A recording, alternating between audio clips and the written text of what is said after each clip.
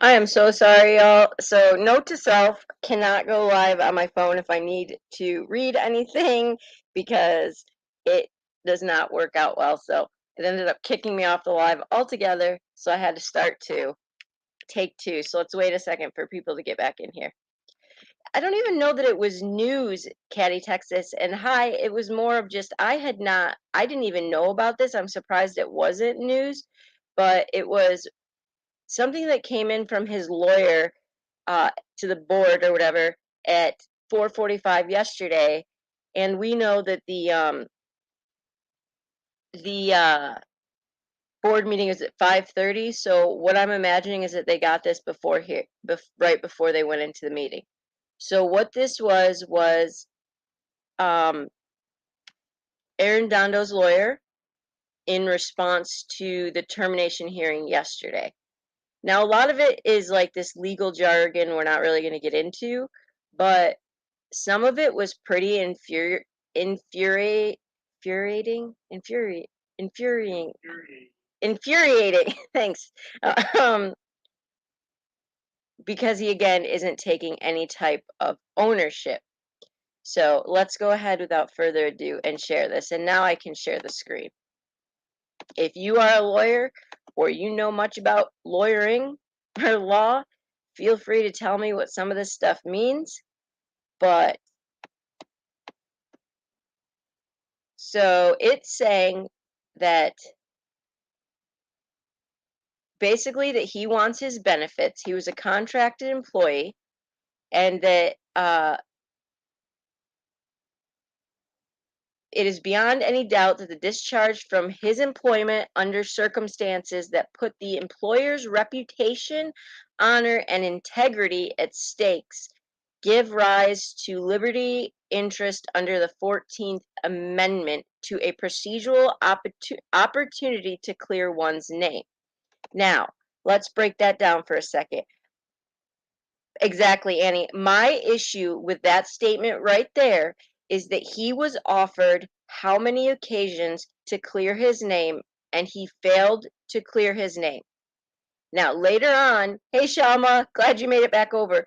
Later on, this goes on to say, well, he was getting death threats and stuff.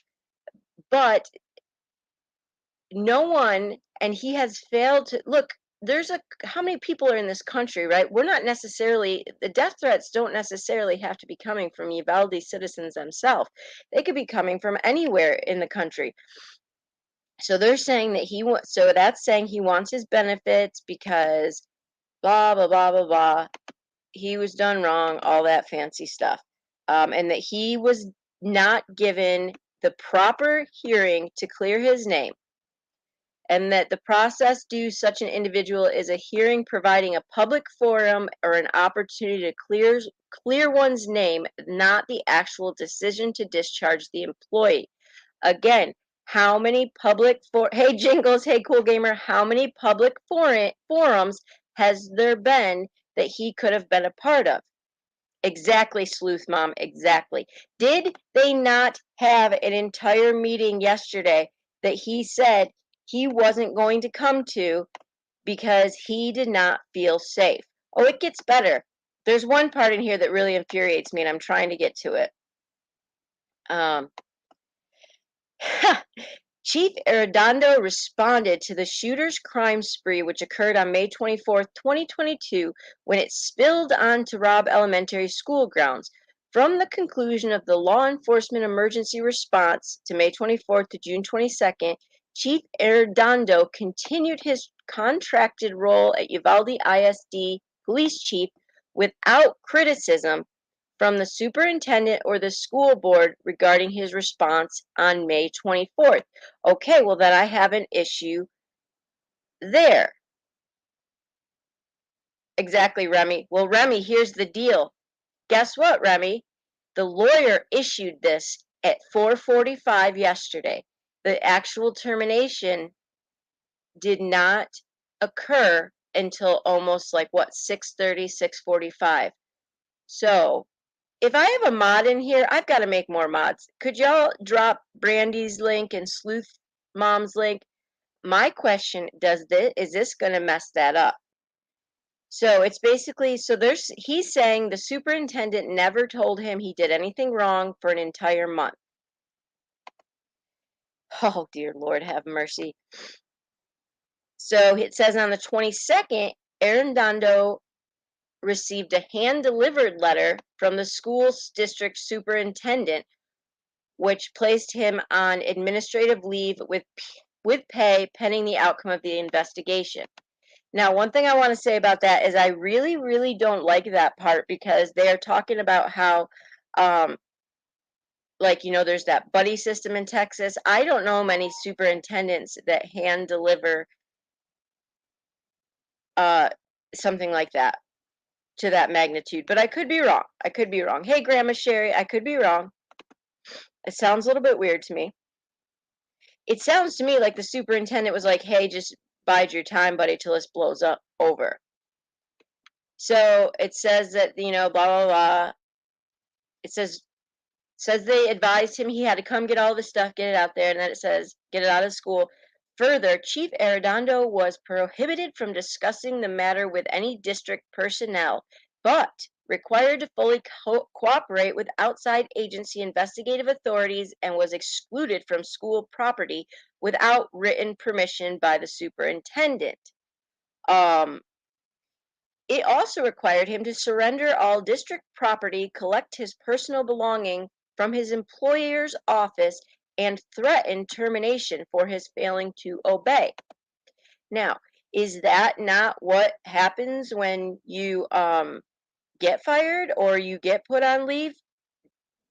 You don't get to come back on the school. We've had a superintendent here that was put on leave. He wasn't allowed to come back to school. Oh, it gets better, Remy. That's what you do. So it says on July 19th, he received a letter by email recommending his contract be terminated. And it said the letter was to provide a written notice of a complaint and possible job action as required by the Texas government. This is going to kill them. This is going to kill, that sounds so bad. This is horrible. It goes on, so this is in the letter that they sent him on the 19th about termination. It says it goes on to admit that it is unknown what may have been different if he performed those tasks, but then asserts that Chief Arredondo's actions demonstrated a lack of leadership. You see where they're going with this? You see? Yes. Oh my gosh, Remy. Okay, Remy wins comment of the day. Comment of the day. All right, that was very good. Okay, so that's going to hurt them. That could hurt them. So he's saying, right, they're saying, look, you didn't tell me I did anything wrong. You came on the 19th and you told me that in written form, y'all, they told him they didn't know if anything would be different if he acted differently in that event.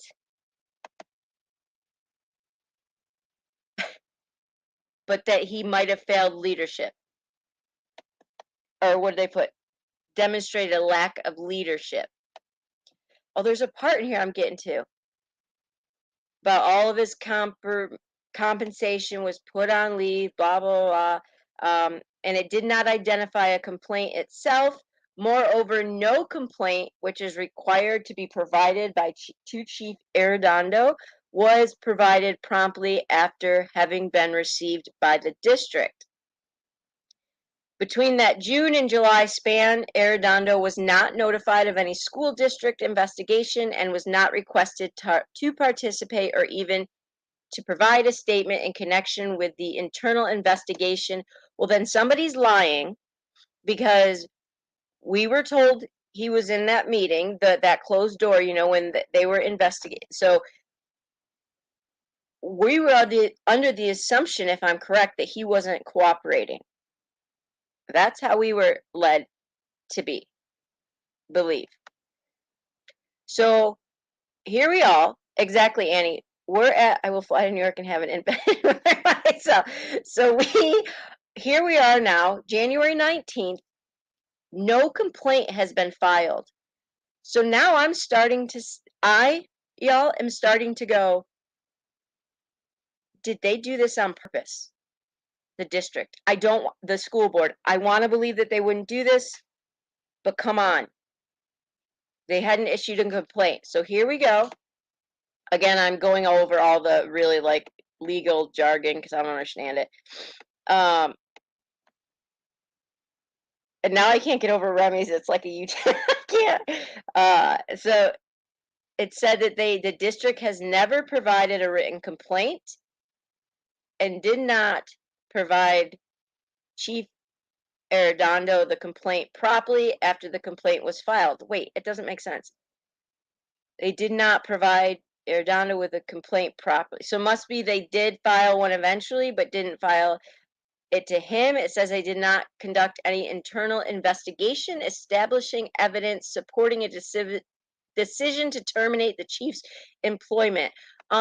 Can somebody let me know how that's even possible? Because did y'all not see the body cam videos and the House investigation and the Senate, all that stuff? Oh my gosh. Wait. Okay. Here we go. Says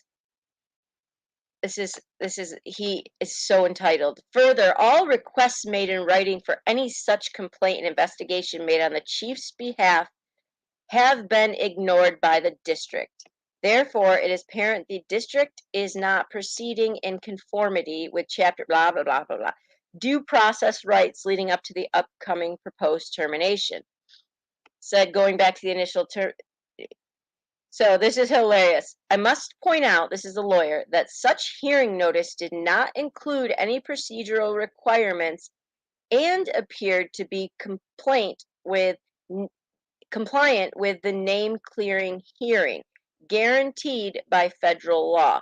And again, when it was reset to August 4th, it was done without coordination of availability and again did not include procedural requirements and appeared to be compliant with the name clearing granted by federal law.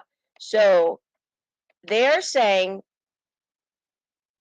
so Remy, they are saying that the biggest thing is that they never allowed him a specific hearing. Apparently, there's supposed to be a specific hearing of name clearing.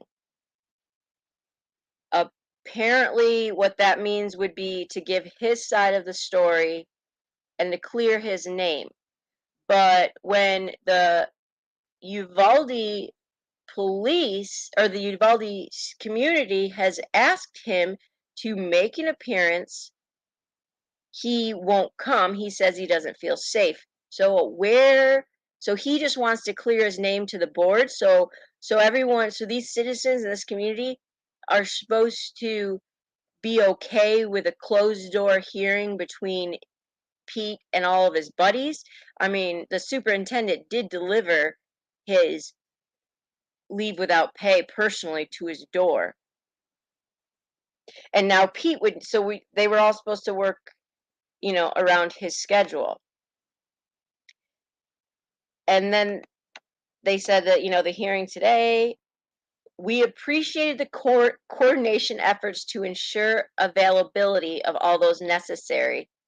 However, on the 16th, you then, after prior evening discussion with the board, unconstitutionally imposed last minute procedural hurdles, which directly interfere with Arredondo's ability to exercise his constitutional rights to an unrestricted name clearing hearing.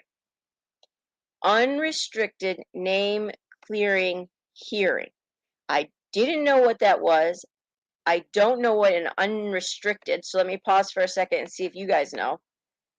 What is an unrestricted name hearing? Like, meaning he can say whatever he wants, or you're absolutely correct, Caddy. Exactly, Amber. But there's a part in here I'm about to get to that is what is boiling my blood, because it tells me that he still, and his lawyer still, or whoever else, believe. Okay. Oh, that might, you're right. I bet that's it, Remy. Open hearing. And so illegal procedure further required Arredondo to provide advance submission of all information to be presented to the board within 72 hours from receipt of this letter. The amounts of blah, blah, blah, arbitrary, capricious, evidentiary objection process without yada, yada, yada. Wow. Further, the letter limited presentations to direct testimony and cross-examination of witnesses when witnesses are threatened with criminal prosecution by the district attorney. I don't believe that that is true. I do not believe that that's true, because the DA was getting a lot of flack for not, Remy, for not, the DA was getting a lot of flack for not investigating further. So I don't think she was. The district cannot withhold its information for months, present only that which they find supports the superintendent, and then disclose it without a reasonable opportunity to review it. You've had 3 months, and the opportunity to discover impeachment or optional complete evidence. It's patently unfair, he goes on to say. All right, you ready for this? Moreover, it has been publicly reported that Chief Arredondo has been the victim of death threats made by individuals with means to carry them out. The last thing anyone wants is for these proceedings to be compounded by violence, especially gun violence. Despite death threats being common knowledge, the school district has not disclosed any effort on its part to ensure the safety of Chief Arredondo, his legal counsel, or any of the public in attendance under such tense circumstances. So, so basically, PD is upset because the district, hey Sally, has not provided him with protection against death threats. Not only have they not provided Arredondo with protection against death threats, but they haven't given his attorney protection from that as well. So I was wondering if who gave the 70 or the 19 kids and 2 teachers who were killed protection that day, because we know it wasn't him and we know it wasn't the police there. So I was just kind of trying to figure out why then we need to protect him, and why is it the school's responsibility to protect him. Exactly. um oh, they're saying it should disclose in writing a safety protocol to ensure Arredondo's life and the lives of those in attendance. Okay, hold on, I got to get down to the part. This just goes on and on about the name clearing hearing he was not given. Okay, are you ready? Punkette, get to a pillow because you're gonna need it. Because this part drives me insane. And this is what just had me like, oh, okay. Tuesday, May 24th, 2022 will be a day of sorrow for Chief Arredondo and all the others impacted by this horrible event. All those impacted are in one or more stages of grief, from shock to denial to anger to bargaining to depression to acceptance and hope to processing grief.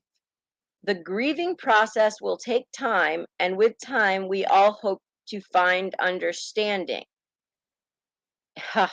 Those fighting with anger lash out, trying to find a means to move on, and with that anger comes the blame game. If I were a parent, wow.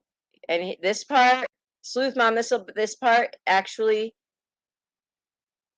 Oh, okay. You ready? That he would even one could blame God, but why did God let this happen? But those with faith in God excuse such atrocities by maintaining that it's all God's plan. Certainly, and without question, the only person responsible for this tragedy is the shooter himself. He is the one person who could have saved everyone if he could have changed his mind and his plan to hurt the innocent and seek death from a police officer's bullet. So that man just exactly, Remy. It's Brandy found it for me. It's unscribed. Um, Me too, Pamela. Hey, Kellyanne. This lawyer and this man just tried to completely use religion manipulation to criticize these individuals' faith, to say if you're not going to blame God for this, you shouldn't be blaming this officer. The fact I I'm dumbfounded. I'm dumbfounded. Regardless of whether you believe in God or not, the fact that that that that that scumbag lawyer, okay, let's just put him right in with the what is the laundry's lawyer name or whatever. I am I cannot believe that. I just I'm sorry, y'all. That just absolutely infuriated me. To say, blame God. He's the only one to blame, not this officer with the means to do it, to stop him. So it says, unfortunately, oh, here we go. This part is good too. It says that the police did end up taking. Okay, but because the shooter was successful in hurting innocent and obtaining death by cop, he is no longer alive. So now the lawyer pins it on the families. So those grieving do not have a target to direct their anger toward.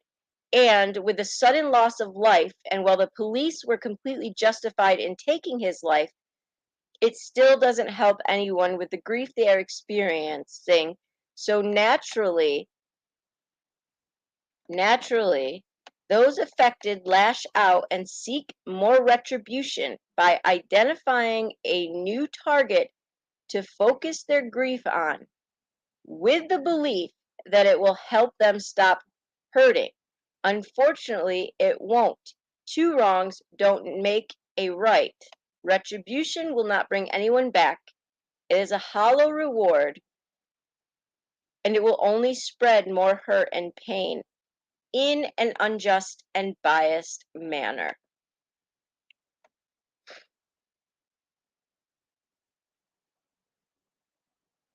So,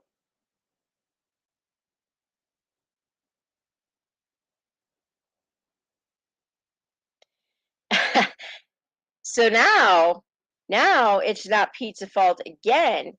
Okay, we went from it was God's fault, which forget where you stand in your religious belief or whatever.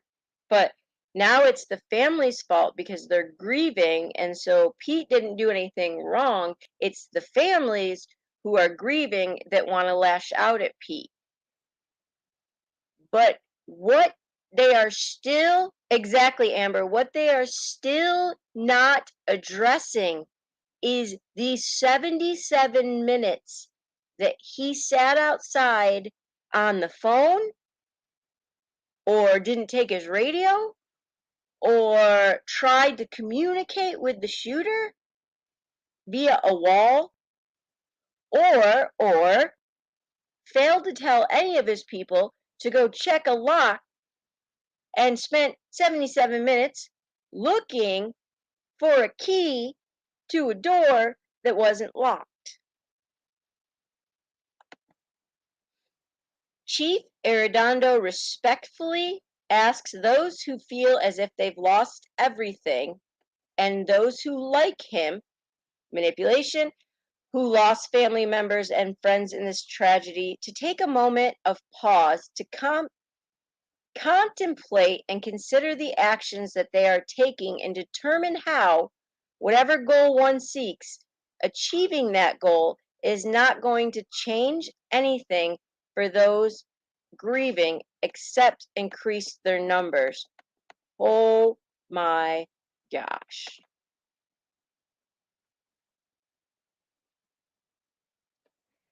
So the manipulation in that statement. So Chief now wants them to feel if they like him, to really think about what he's going through right now.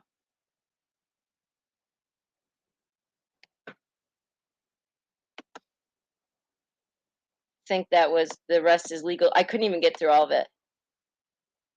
Chief Arredondo, oh, we get to another. Pete offers this too. Chief Arredondo asked me to express in this statement his devout loyalty to the law enforcement profession and the law enforcement in his community, his respect for the officers who worked with him at the school district and those working for Uvalde Police Department and every other officer and agent that responded to this incident, because he knows that they all wanted to get the bad. Oh my god! Oh my gosh! All wanted to get the bad guy and save lives. Sadly, no matter how we tried, we could not save them all. I'm gonna give y'all a second because we all need to take a deep a deep breath. Did y'all just hear that? He just said it. This is Pete. Pete told his lawyer to put this in there. He thinks he did nothing wrong. And he literally, okay, Brandy, good to see you. Thanks for coming on. He literally just slapped those families in the face again by saying, we couldn't save them all. Are you kidding me right now? Whoever ever says anything like that to grieving how would he think this would make it better? He goes on to say, some say that police work is 95% boredom, 5% sheer terror. They are right. But the scary part is that you never know when the terror will occur. Anyone can look at a situation and, in calm of an office or living room, criticize what is done. It doesn't change the fact that, based on what the chief knew, Chief did everything he knew how to save the children and school employees. May 24th. He is actively engaged in finding means to get the shooter. He was actively engaged in finding means to get the shooter while simultaneously directing other officers to remove the children from the school and employees that were in the line of fire. The shooter shot through the walls as Chief Arredondo arrived at the classroom, hitting two officers. We saw the officers they hit. He didn't really hit him. The one guy had a slight graze from a bullet fragment. Give me a break.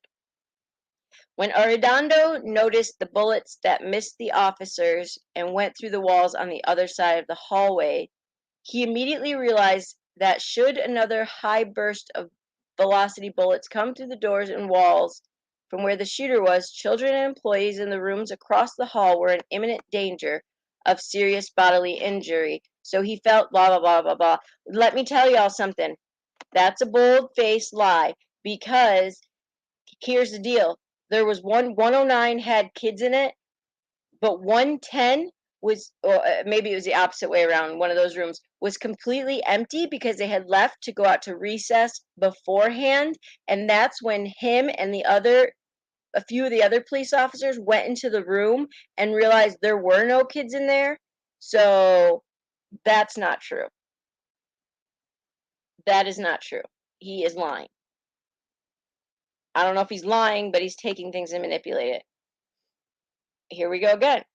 Would the district have preferred a gunfight with officers in the hallway to break out again? And during that firefight, say 20 or 30 children across the hall were killed? And what if some of them were killed by police officer fire? Chief Arredondo did the right thing. Well, oh no, Kathy Joe, I love you too. Feel better. You're awesome, Kathy Joe, one of my favorite people. So how would there have been a gunfight? Because I thought he was barricaded in the room. And yeah, Remy, they spent $4 million on a SWAT team. So he was barricaded in the room, shot through the wall, but now he's saying, well, wouldn't you want him to do that instead of going out into the hall and having a gunfight? So I thought he evacuated the other rooms. So I'm really confused because I don't really know what they're. He said, based on the information he knew, he believed the officers could not breach the door without tools he did not have available to him. This is a very important letter because now we're actually hearing from him. He never retreated. He stayed in the hallway, fully engaged in working the problem of getting the door open and evacuating those accessible out of harm's way, leading the officers at the scene from the front rather than retreating to the rear to open a command center. It was his only choice, and as he would have been considered a coward if, once he is engaged, he backed out and left it to other officers to risk their lives.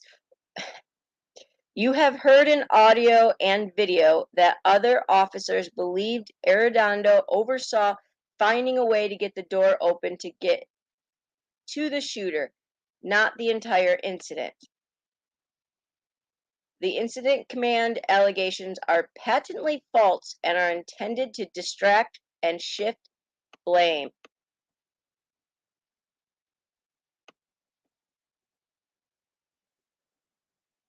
And then he says in bold, it is important to note that Chief Arredondo, along with several other officers in the hallway, were completely unaware of any occupants in the room with the shooter until the entry was made. The shooter was engaged and the officer stopped him. Bull crap. Bull crap.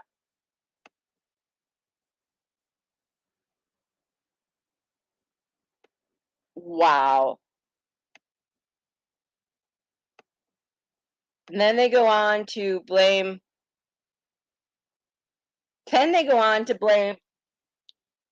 that somebody else didn't take charge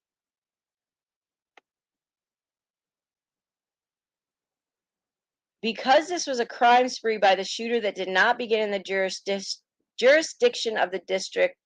Arredondo was free to operate under the active shooter protocol until he was physically unable to reach the shooter without putting children and teachers at risk.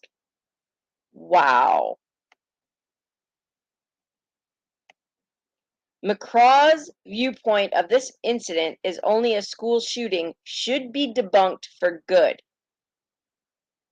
If the district provided ballistic shields capable of stopping a high velocity bullet, it could have been different. If the district had installed keycard operating doors accessed with magnetic locking plates, it could have been different. If an officer had arrived at the school before the shooter gained access into the rooms with children in them, it could have been different. If the district erected 6-foot fences around the school, leaving only one entrance, it could have been different. Again, with a stupid entrance thing. The fences I agree with. If school employees did as they were told and kept their doors always locked during periods of instruction as the district policy dictates, it could have been different. Wow.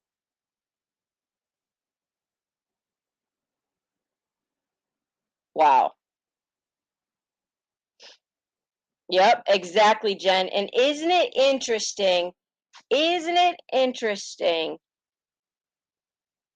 that he did it in out 45 minutes before his termination hearing, where he was terminated, but now because this is marked for 4:45 p.m. Central, and that meeting took place at 5:30 Central, I don't know now if he does have grounds for some type of appeal. At this point, I don't think he's fighting for his job back, and I don't think that he wants to clear his name. I think he wants to stick it to some of these people because he's mad, and I think he wants to win one heck of a severance, well, a lawsuit. If radios worked inside the school, it could have been different. First of all, the key thing, it just burns me because he's throwing, just like that principal did, throwing that innocent, one innocent teacher who survived, who lost 11 of his kids, all of his entire classroom. She threw him under the bus. And now this idiot is doing the same exact thing when it wasn't even his fault. He had said the door was broken. So now it's the radios.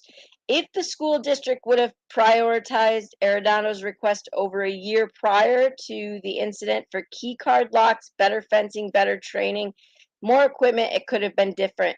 They gave him $4 million. $4 million to create a SWAT team. Exactly, Remy. To make a SWAT team. And a protocol plan that he implemented that said he was going to be in charge. You need to remember when you point your finger at someone, three fingers are pointing back at you. Holy crap.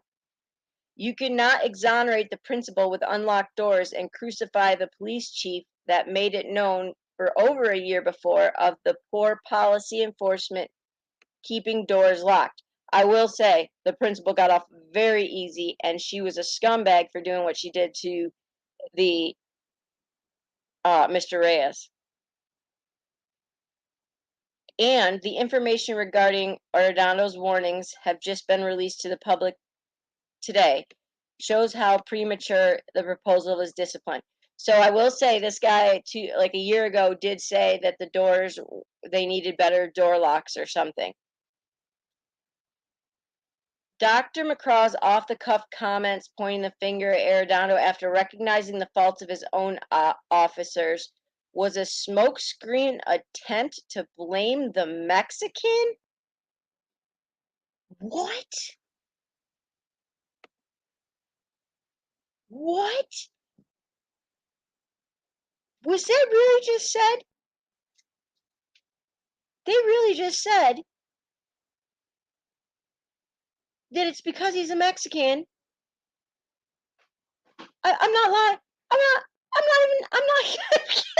I'm not kidding you, Annie. I know, right? Literally just said in quotations,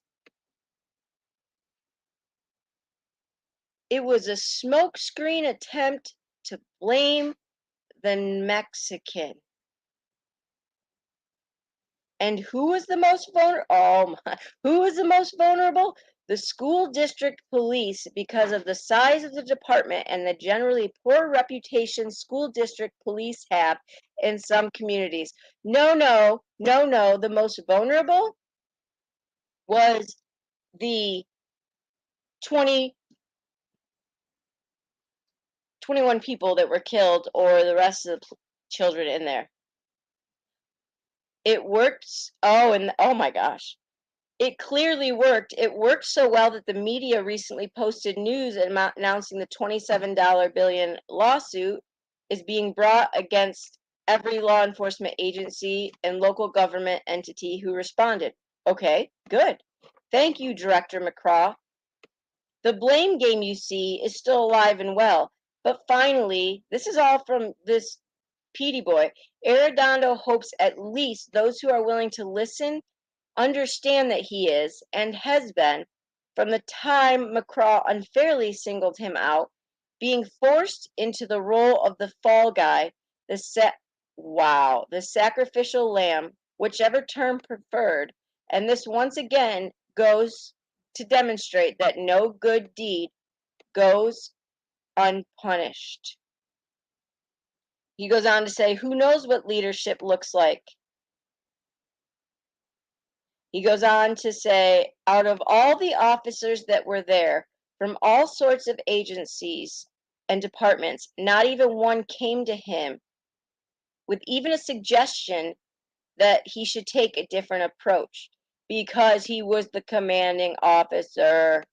And actually, yeah. If you take a moment to really think about it, the officers that responded included parents of students' officers, wow, who had spouses at the school and officers who had other family members at the school. This is downright dirty. This is downright dirty because he just picked a punch at Ruben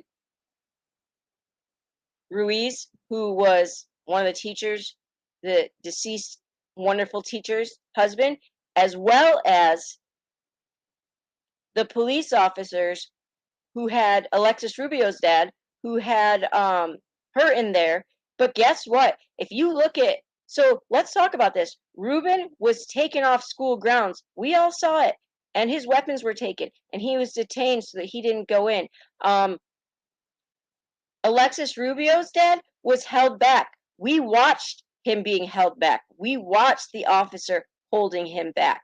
So don't even tell me that those people didn't do anything. The difference is they were held back. He was not.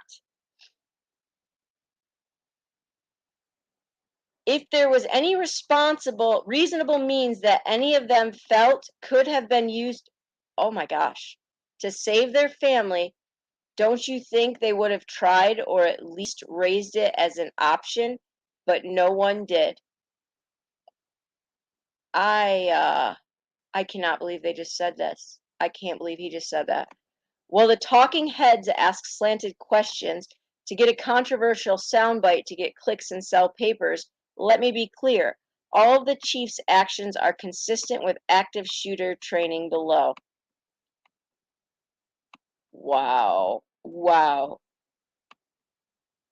He goes on to say no one offered him advice. Nevertheless, before questions arose regarding the locked doors, Chief Arredondo told me that he was prepared to trade his life for the children's lives if it came down to that.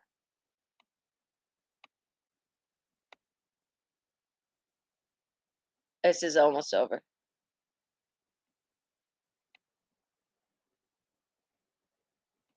Wow. Chief Arredondo will not participate in his own illegal and unconstitutional public lynching and respectfully requests the board immediately reinstates him with all back pay and benefits and close the complaint as unfounded. Respectfully, George Hyde is the lawyer. Yep, I am definitely going to dox him. George Hyde. Wow. Well, I don't know that I've ever been more disgusted in my entire life with a person. Yeah, I have. Yeah, I have. No, I don't know. And a lawyer. Hey, S. Hockett. Exactly, SA. One dad did. You guys, it's not, he was on paid admin leave until July 19th when they made him unpaid, and then he was terminated. I don't know legality. I don't know if this stands any ground for him to be reinstated. If he is reinstated with back pay, I don't, this community, the hurt that they will endure, I can't. All right, bye, Pamela. I can't even imagine what that would put them through. Um, this man is not interested in getting his job back. If he gets it, do you think he's really interested in getting? Maybe he's that stupid. Do you think if he's interested in, do you think that anyone, there's not going to be a school left if he gets his job back? No one's going to send their kids. The kids themselves said they didn't feel safe with him because of what happened. He's not, if he gets his job back, it's going to be pure hell for him. No. What he wants is, Remy said it best. It's an ego thing for him.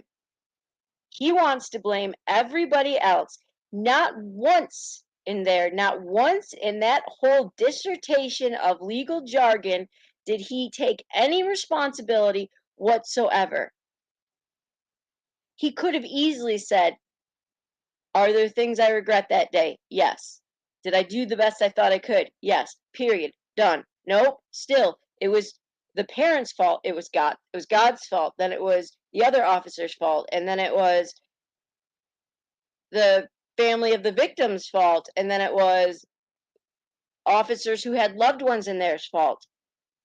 Exactly, Annie. 17 pages of garbage of I am innocent and I am the best police officer out there. And I'm so innocent that I was already turned down for one job to be a chief. And I whined like such a little baby and was told that I didn't get the job because I wasn't qualified and because I was, in the exact words of the job, county, whatever he applied in, difficult to deal with. And yet he was still hired, which I now firmly believe in the buddy system, um, by Ivalde. And yet again, so now here we go. We have an unqualified guy who still owns no responsibility. If he is reinstated, something like this will happen again. I don't know what but do you think any of these families want him running around with a badge able? No, oh my gosh. I know, Jen. Oh, thank you, Jen, for reminding me of that. Excuse number 15. No one gave him advice. Um, well, the active school trading that you just had in March, that was advice. Yeah, as Hockett. So this is the chief of police that was terminated last night, who's never issued a statement before. He did so through his lawyer about 45 minutes before his termination last night. The termination will still be effective, but I don't know now if that set him up for some sort of appeal process. Well, if it was submitted before 4:45, then yeah, he knew he was going to get canned because it says he wants to be reinstated with full benefits. Um, and S. Hockett throughout this whole thing, I'm not even kidding you, he blamed God, he blamed every person right down to the victims grieving and lashing out at him. So that's what I mean, Annie. Like now, I'm afraid we already know that community has said there is a lot of corruption going on within the law enforcement there. And so if he gets a badge back, I I don't know. I fear exactly that he will misuse his badge. Yeah, it was pretty gross, S. Hockett. It really topped me off when he blamed the victims. And oh wait, how about S. Hockett? I'm not sure if you hear the time where he said they're blaming him because he's Mexican. I think the entire chat was like, "Wait, what?" No lie, he said they went to blame the Mexican. I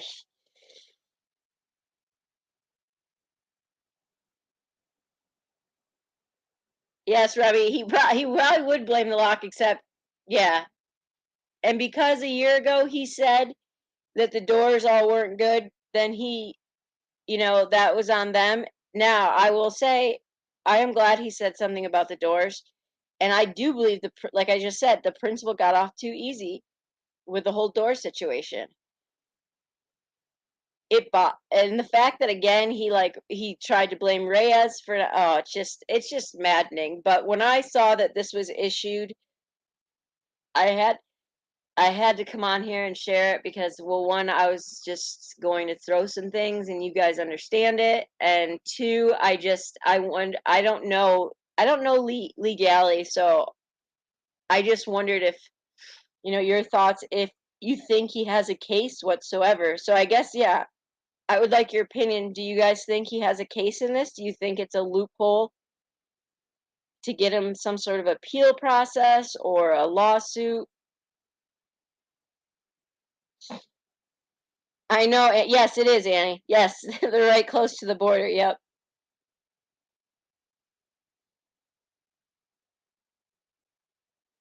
I imagine that's this issue here, this statement or whatever that was says it was written up at 4:45 yesterday afternoon, so I don't know what time it was given to them, but I'm guessing if it was given to them before the meeting, that might have been what they were discussing.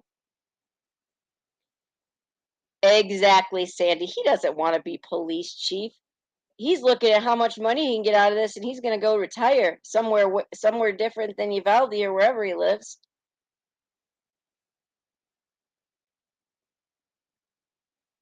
I don't know. I don't know. I didn't know you were. I think it's hilarious that he's whining over not having a public hearing to clear his name when he had several public hearings that he said he didn't feel safe at. So he wants a public hearing, but yeah, yeah, Remy, I agree. Yeah, I think so, Jen.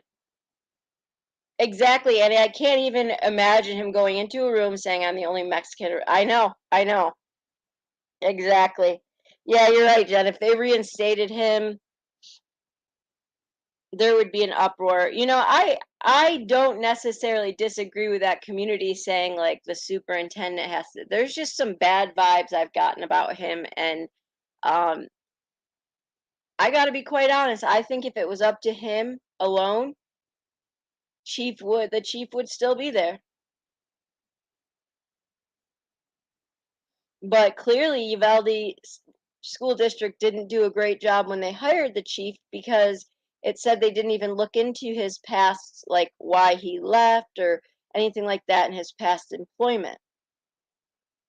He is, Yvette. He is.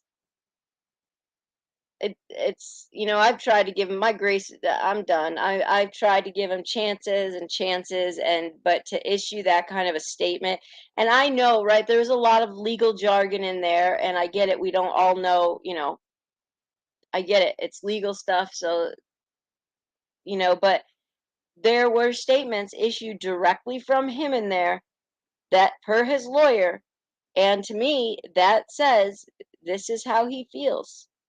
This is how he feels, and he feels like he is as big of a victim as the families. Exactly, Sandy. Exactly. And one of the dads said that last night. We've given him 3 months, 3 months, and he still won't face us. And he said, none of us here, and he was to the room, right? He said, none of us here have said or done anything that would make him believe that we would physically harm him. And I'm sure that that's true because they have wanted their chance to face him. Exactly. His cousin, Mr. Reyes, you think Pete's talked to him? Nope. Mr. Reyes said not only did he lose 11 of his students, not only was a cell phone dropped on his back repeatedly after he had been shot, where he couldn't flinch and had to play dead.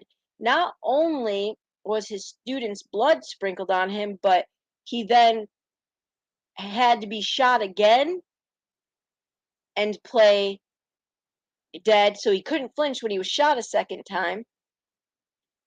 And then the police thought he was deceased, so they pulled him out by his legs into the hallway, to which one of them said, "Man, he's heavy," to which he then said, "I'm still alive." But he also said he couldn't hear his cousin out in the hallway, and he just didn't understand why he wouldn't come in. That man, who probably said he'll never be able to go back to teaching, that man has endured hardship. Because I bet you there's not a night that he goes by that he doesn't see that classroom and those kids and that event and just think, why, it's just a disgrace. It's a disgrace between him and that principal. Exactly, Yvette. He totally insensitive, re-victimizing the families. We have two people right here that come into our community, Bexy and Tamara. Tamara last night, XJ was, okay, Xavier, we're called, because that's what they call him, was killed in Uvalde. Bexy had a nephew shot, Noah injured. Those people are victims. Annie, you know it. It replay. I will bet you, Mr. Reyes. I bet you it replays in his head nonstop.